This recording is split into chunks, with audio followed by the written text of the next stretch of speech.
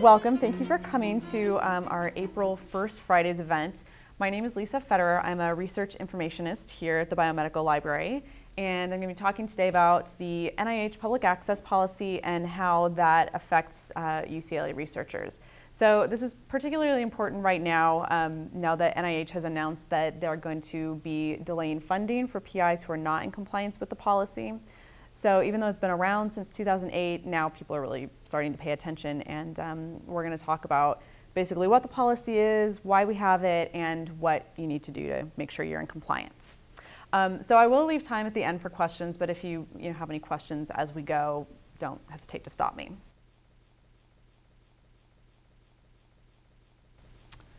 So what I want to talk about today, I'll talk a little bit about the rationale for the policy, why they came up with this, what's new now in 2013, and then the 3 different steps for complying with the policy, which would be addressing the copyright, which you do before you publish, submitting articles once you have published, and then after publication, when you're sending stuff to NIH, how to cite the PMC ID, what to cite, where to get all that, and then some resources for getting additional help. And then, as I said, time for your questions. So the whole rationale of the policy, one of NIH's stated goals is to expand the knowledge base in medical and associated sciences in order to enhance the nation's economic well-being and ensure a continued high return on the public investment in research. And the policy is intended to address this last piece, the high return on public investment in research. So the thought is that this is taxpayer money that's paying for this research.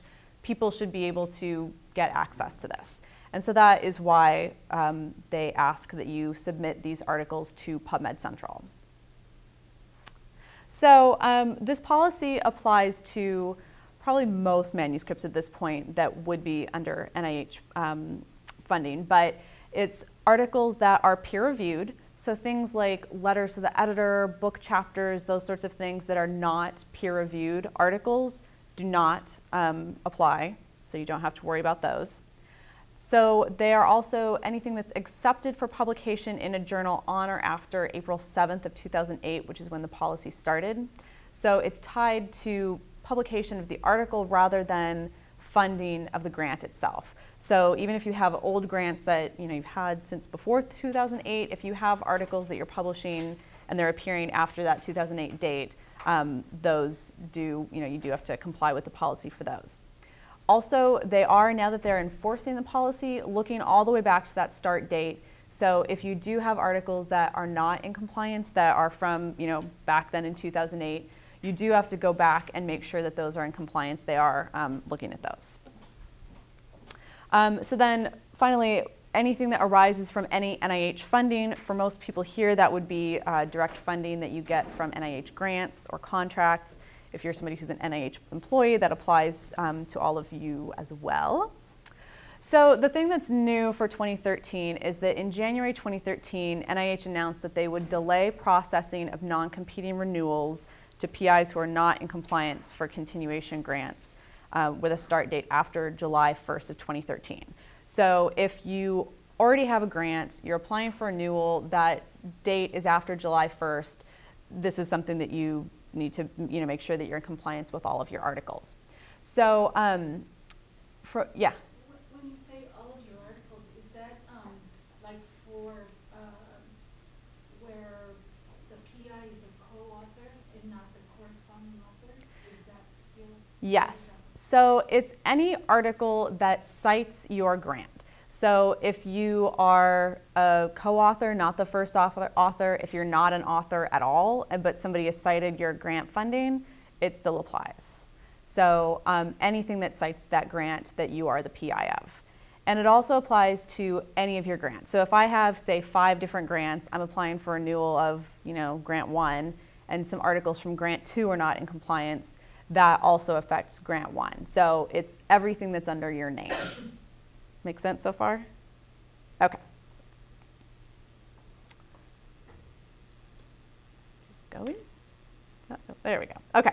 So there are 3 sort of parts to complying with the policy. And we'll talk a little bit about all of those. The main one is submitting the article to PubMed Central, and we'll discuss the different ways to do that.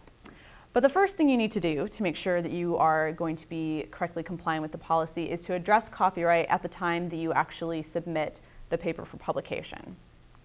So the most important thing is to read your copyright transfer agreement that you're signing when you submit to a journal. So it needs to allow that you are able to submit at least the final peer-reviewed manuscript upon acceptance of publication. And we'll talk a little bit about the difference between the publisher's PDF and the final peer-reviewed manuscript.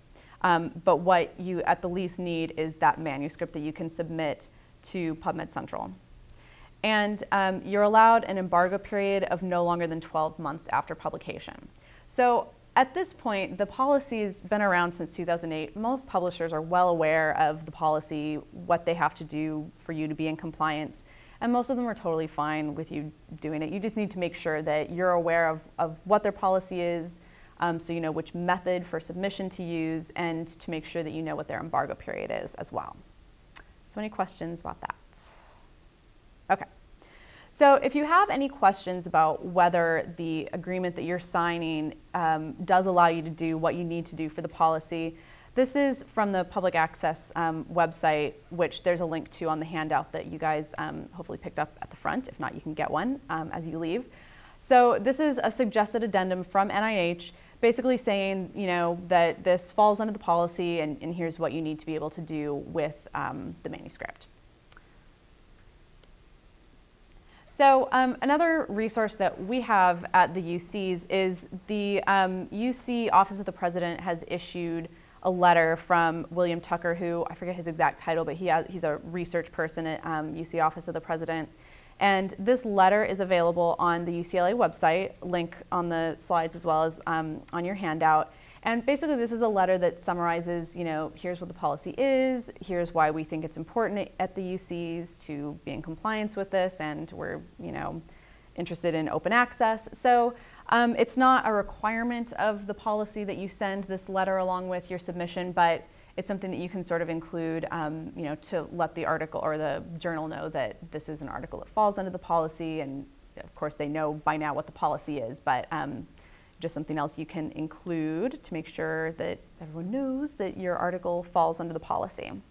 So any questions about addressing copyright before I continue?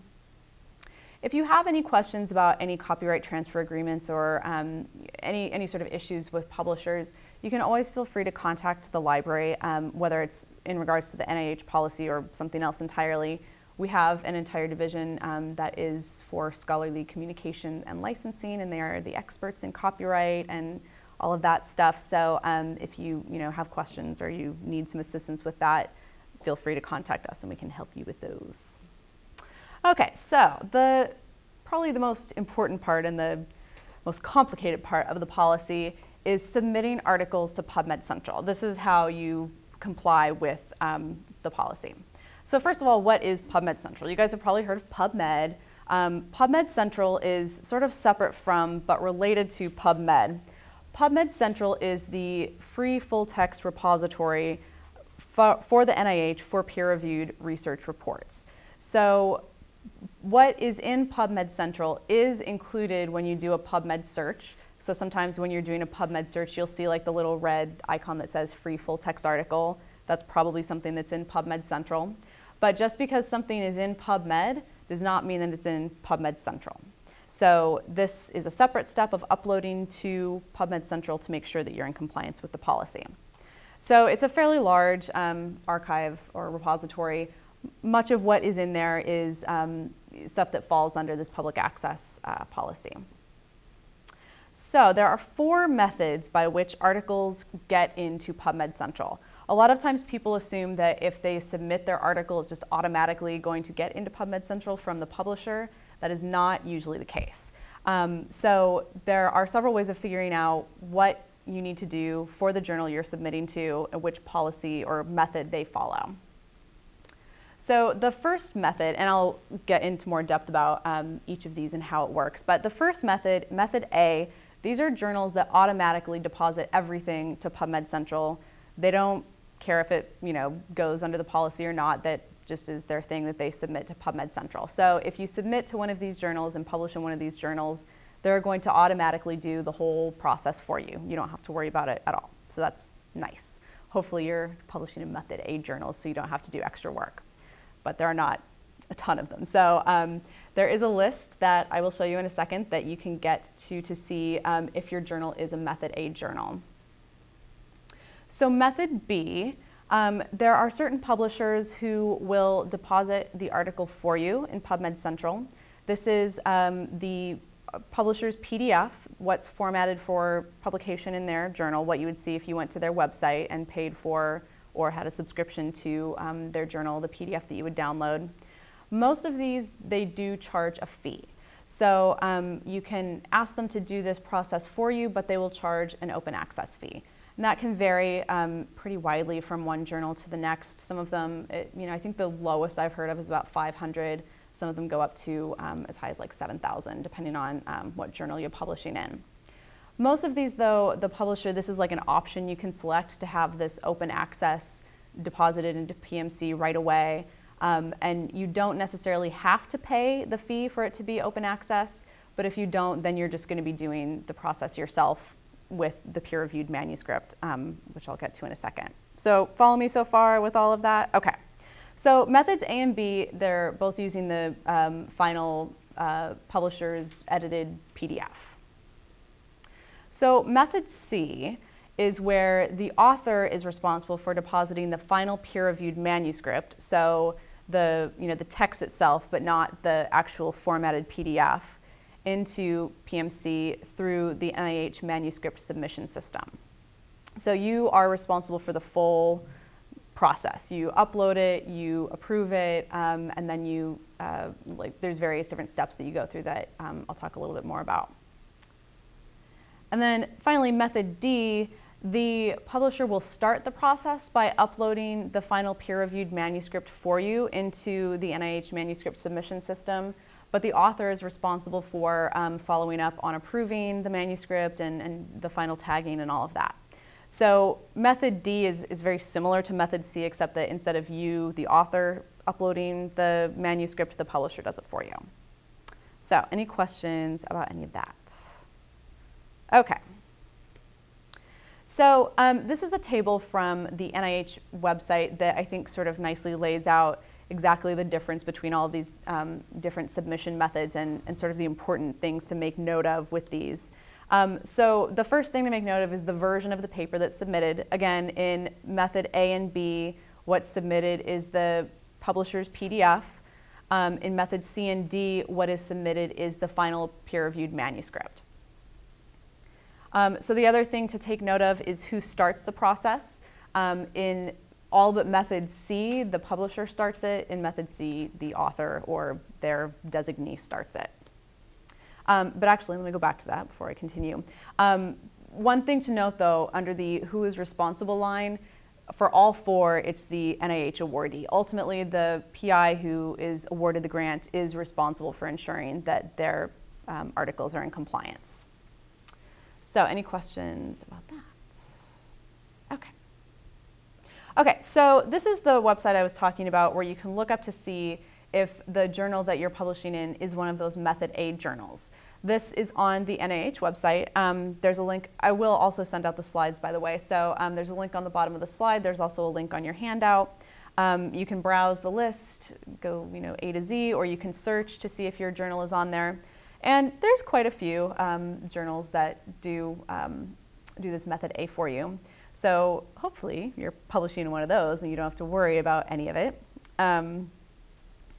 So you can also check to see if your publisher is on the method B list. So again, these are the ones that have an arrangement with NIH to deposit specific articles on request. So you do have to let them know that this is something that you want them to do, unlike method A where they automatically do everything. So you request the specific article that you want deposited, and the publishers usually charge a fee. So a lot of times you'll see, like on this method A list, a lot of them are like common publishers that you've heard of before, but with like the word free or open or author's choice or something after their name. So like Springer, I think is called Springer Open Choice. I think maybe Elsevier has one. So a lot of the big publishers do have this option that, again, you can pay the fee for it to be open access. They take care of it all for you. Or if you don't want to pay the fee, then it would just be either a method C or method D submission. So again, NIH has a list of the publishers who are doing the method B. Okay, so method C, to expand upon this a little bit more, the author begins the process by depositing the manuscript in the NIH manuscript submission system. So it's the text of the article that has gone through the peer review process, but it's not the formatted PDF. So after the manuscript is deposited, the person who's listed as like the person of record, whether that's the author or they've designated some person to be doing the process for them, that person will get an email to approve the PMC formatted manuscript. And then you'll get an email when the PMC ID has been assigned. So I'll talk a little bit more about the different ID numbers that the article will get throughout the process. But while this method C thing is going on, you need to make sure that you're like checking your email to make sure that you're getting the emails, that you are being asked to do some step in the process. A lot of people will like submit the article and then just forget about it. And so they think that they're in compliance because they have submitted it, but they haven't done those other steps to make sure that it actually fully gets into PMC. So only when you've actually received an email with a PMC ID are you fully in compliance for these method C articles. So then finally, method D, the publisher starts the process by submitting the manuscript, and the author completes the submission. So the publisher, you'll want to make sure that they have the correct email address for the person you want to be the corresponding author who will get these emails from the manuscript submission system to tell you when you need to log in and do those various steps. And the manuscript submission will notify the author when those files are ready for review. So I have pointed out a couple of websites already that allow you to look up what a journal's policies are in terms of whether they're method A or B or D. The NIH website has several different ways you can navigate through that. There's also another resource called the Sherpa Romeo list. And this is a website that is not associated with NIH. In fact, it's based out of the UK. But they are a database of different journals and publishers' policies about copyright. So you can look up a journal on this site and see, what are the things that they allow you to do. Are you allowed to, post the PDF? Are you allowed to post the peer-reviewed manuscript? Do they have an embargo period? So it's always best, if you're not sure, to ask the publisher or journal or editor, whoever you're talking to at the journal. But if you're not sure and you want to know what you can do based on their policies, you can check on this list.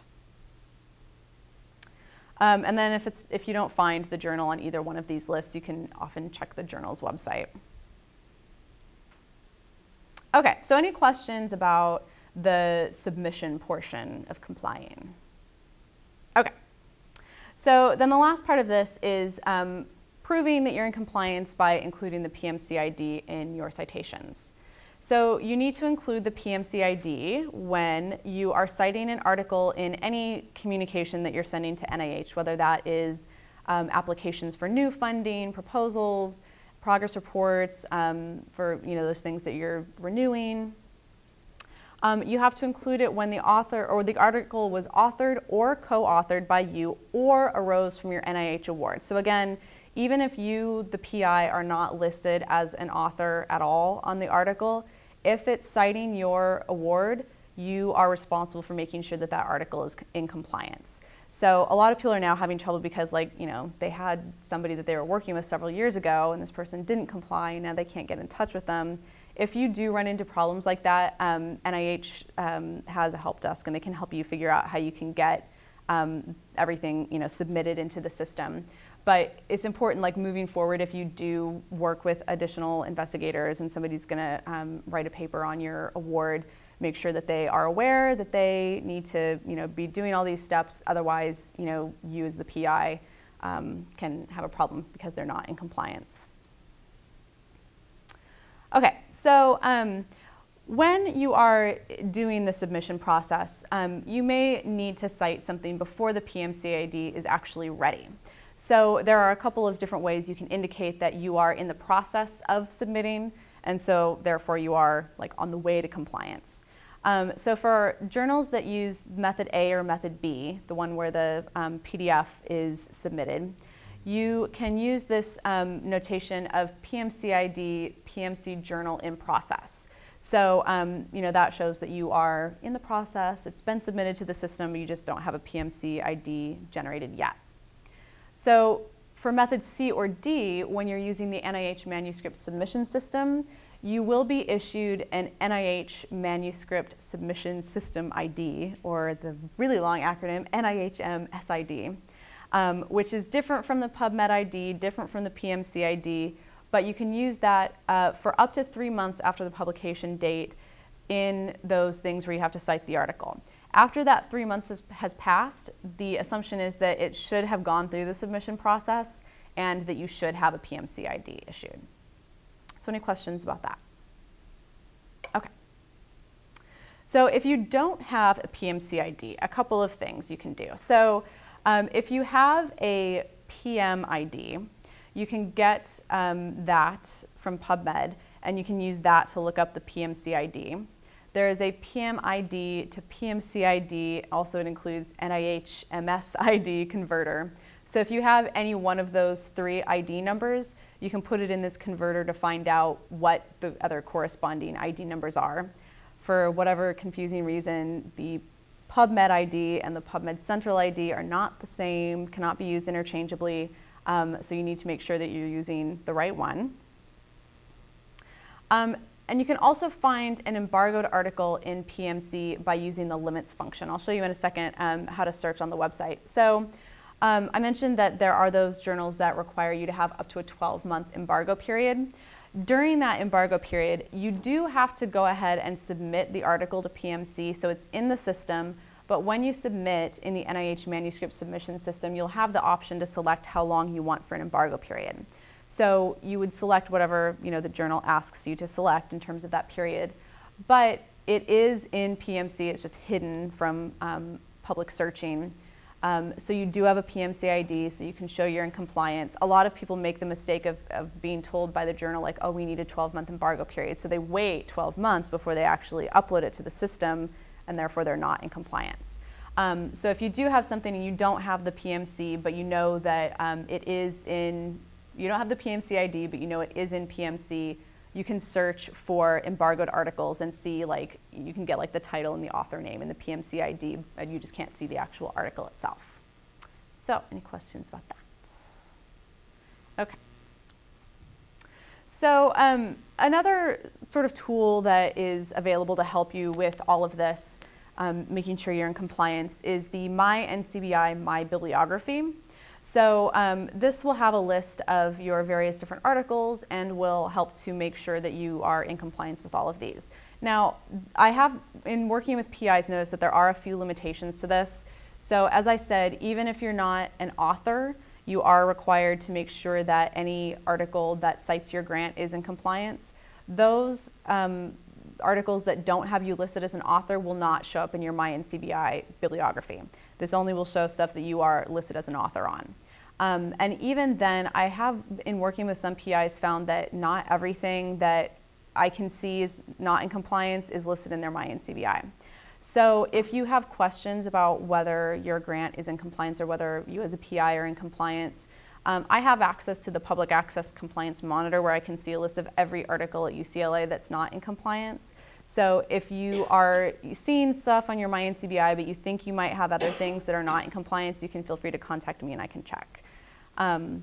Hopefully they'll do some work on the My Bibliography so people can more easily see for themselves. But at this point, just be aware that even if it looks like everything is compliant in your My Bibliography, you may still have outstanding stuff. So how all of this works, you'll see in your My Bibliography list a list of your articles and these little dots that indicate what the status is according to their system. So a red dot indicates that an article is not compliant. A yellow dot means that the citation has been submitted to the manuscript submission system and it's in process. So this is one for which you would probably have an NIH MS ID but no PMC ID yet. And then a green dot is what you want to see. It's good, means that you are fully compliant, and there is a PMC ID that goes along with this article. Sometimes you'll also see a question mark. This indicates that the system cannot determine whether the article is in compliance or not. So if you click on that question mark, you can edit the status yourself manually to enter the information about the citation, and then it'll turn green. And then articles that were accepted for publication before that start date of the policy, that April 7th, 2008, and citations that are not those peer-reviewed articles, they're something else other than a peer-reviewed article, are not covered by the policy, so you'll see an NA next to them because the policy is not applicable to those articles. So you probably can't see this very well, but this is a view of what you will see if you log into the My NCBI My Bibliography. So you'll have a list of your articles, and then beneath it, sort of what the status is, and whether you're in compliance or not. So any questions about the My NCBI portion or any of that? Okay. So the bottom line for all of this is that the PI, the grantee, is ultimately responsible for ensuring that they are compliant with the policy, and that if you're not in compliance, this could affect, probably will affect, your ability to receive future funding. So it's really important to make sure that all of the articles that list your grant are in compliance. So we've obviously covered a lot today, and it's very complex and dense material, but I want you to know that there are a lot of places you can go to get additional help. You have a handout that has a lot of links on that that have some additional resources that you might find useful.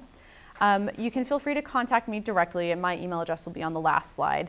But we also have a general reference email that you can send your questions to, which is biomed-ref@library.ucla.edu.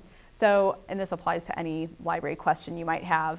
You can ask us there. We check that during regular business hours. So if you email us at night or on the weekend, we'll get back to you when we return to the office.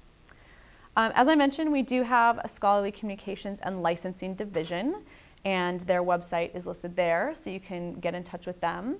They have their contact info for their various different people on the site. And then we also have a library guide to NIH Public Access Policy, which goes over a lot of the stuff that we talked about today. So if you forget, like, oh, how do I do the thing if it's method C, you can go back to the guide and get all of that information. I also keep that updated. There's a frequently asked questions tab, and as I hear more about what's going on with the policy or questions that people are running into, I keep that updated. So if you have sort of like a nitty-gritty question and you wonder if maybe we've run into it before, you can check there. Or you can, of course, feel free to email me. So let's see. Oh, I'll put my first slide up because that has my email address on there. So questions? All make sense? Cool. Well, so I'll show you a couple of the sites that I mentioned, and if you think of any additional questions, we can go over those. So this is the Sherpa Romeo site. This is the one where you can look up to see what a journal's policy is. So for example, let's say I've published in the journal Cell. So what I get from this website, this is the part where I want to be looking at what I can and can't do. So I'm not allowed to archive the preprint, in other words, the text pre-refereeing, so the pre-peer review manuscript. Probably wouldn't want to do that anyway, and that is not anything that's called for in the NIH policy. You can archive the post-print, which is that final peer-reviewed manuscript. So not the publisher's PDF, but the peer-reviewed manuscript. And you cannot archive the publisher's version PDF. So, and then it would have additional information here about, this one they don't include their embargo period, but a lot of them it'll tell you like they have a 12-month embargo period or 6 months or whatever. So you can kind of figure out from this what you can and can't do. But again, if you have questions, I think it's always better to check with the publisher to see if it's okay for you to upload stuff. So that is the Sherpa Romeo list. Any questions about using that? It's really easy. You can search by either a journal or a publisher.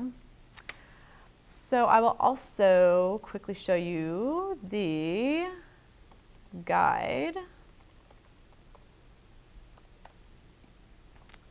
So the guide has my info. If you have questions, you can contact me. All of the stuff we went over about those different things that you have to do to figure out if the policy applies to you or this article, how to address copyright, the various different submission methods. So this is the method A list that whoops, there we go, there's the method A list, that you can go through and see if your journal is going to submit for you. The different publishers who will deposit upon request. So these are the ones that are the method B publishers that will do it on request for a fee usually, and then the method D journals that will submit the final peer-reviewed manuscript for you and don't charge a fee for that. All right, and then like I said, the last tab is the frequently asked questions. So if you have any issues, you can check there. And as well, a couple of other FAQs, the NIH Public Access Policy FAQ from their website, and also the NIH Manuscript Submission System FAQ, more about like any questions that you have about submitting to that system, or you know, if you're stuck in the process and you aren't really sure what to do next. And then this NIH Manuscript Submission Help Desk is a really good resource. You can ask them questions about, like, you know, I have this article and, you know, it's saying I'm not in compliance, what's the problem, blah, blah, blah. Or, you know, I am the PI and this author, you know, wrote an article but then moved to Zimbabwe and I can't get in touch with them to ask them to upload it, what do I do? They can help you with those kinds of questions, and they are really good about answering emails. So, any questions? We have questions about the MyNCBI process. What do you think is the best source for getting help with that? So in terms of like figuring out like how to see if you're compliant or not. Or how to set up the MyBibliography, all of those pieces. Oh, okay. So actually PubMed, I believe, has